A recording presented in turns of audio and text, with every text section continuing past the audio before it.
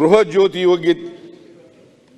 ಜ್ಯೋತಿ ಗ್ಯಾರಂಟಿಗೆ 8,900 ಕೋಟಿ ಈ ವರ್ಷದ ಬಜೆಟ್ನಲ್ಲಿ ಇಟ್ಟಿದ್ದು. ಇಲ್ಲಿ ಫೆಬ್ರವರಿ 13ರವರೆಗೆ 5,168 ಕೋಟಿ ಬಿಡುಗಡೆ ಮಾಡಿದ್ದೀವಿ. 5,168 ಕೋಟಿಯನ್ನು ಇಂಧನ ಇಲಾಖೆಗೆ ಬಿಡುಗಡೆ ಮಾಡಿದ್ದೀವಿ. ಆಮೇಲೆ ಅನ್ನಭಾಗ್ಯ ಕಾರ್ಯಕ್ರಮ ಮಾನ್ಯ ಅಧ್ಯಕ್ಷರೇ, ಸಭಾಧ್ಯಕ್ಷರೇ, 5 kg ಈಗ ಸಿಗ್ತಾ ಇದೆ. ಅದಕ್ಕೆ ಅದರ ಮೇಲೆ ಇನ್ನೂ 5 kg ಕೊಡ್ತೀವಿ. ಯಾಕಂದರೆ ಬಡವರು ಹೊಟ್ಟೆ ತುಂಬ ಊಟ ಮಾಡಬೇಕು, ಯಾರು ಹಸಿರು ಮಲಗಬಾರ್ದು, ಕರ್ನಾಟಕ ಹಸಿವು ಮುಕ್ತ ರಾಜ್ಯ ಆಗಬೇಕು ಅಂಥೇಳಿ ನಾವು ಇನ್ನೂ 5 kg ಕೊಡ್ತೀವಿ ಅಂತ ಹೇಳೋದು.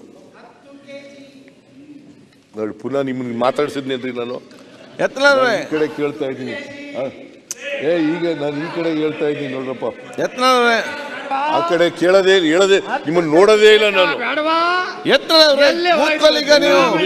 ಕೇಳಕ್ಕೆ ಸಹನೆ ಇಲ್ಲ. ಏನ್ ಮಾಡೋದು? ಈ ರೀತಿ ಮಾತ್ರ ಆಗ್ತದ? ನೀವು ಕೊಟ್ಟಿದ್ದು 5 kg ಮೋದಿ ಇದು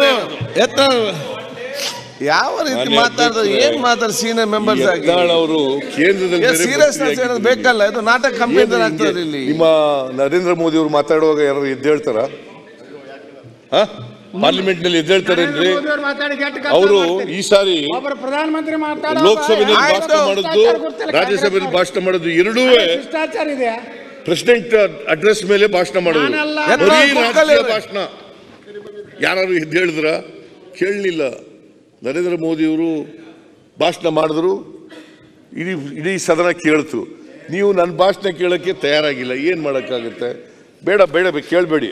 ನಾನು ಇವ್ರಿಗೆ ಹೇಳ್ತೀನಿ. ಇವ್ರಿಗೆ ಇಲ್ಲೇ ಜಾಸ್ತಿ ಜನ ಇದ್ದಾರೆ, ಇವ್ರಿಗೆ ಹೇಳ್ತೀನಿ ನಾನು. ಕೂತ್ಕೊಳ್ಳಿ. ಯಾಕೆ ಮಾತಾಡ್ದು? ಏನು ಸಿಗ್ತಾ ಇದೆ ನಿಮ್ಗಿಂದ? ನಿಮ್ಮ ಗೌರವ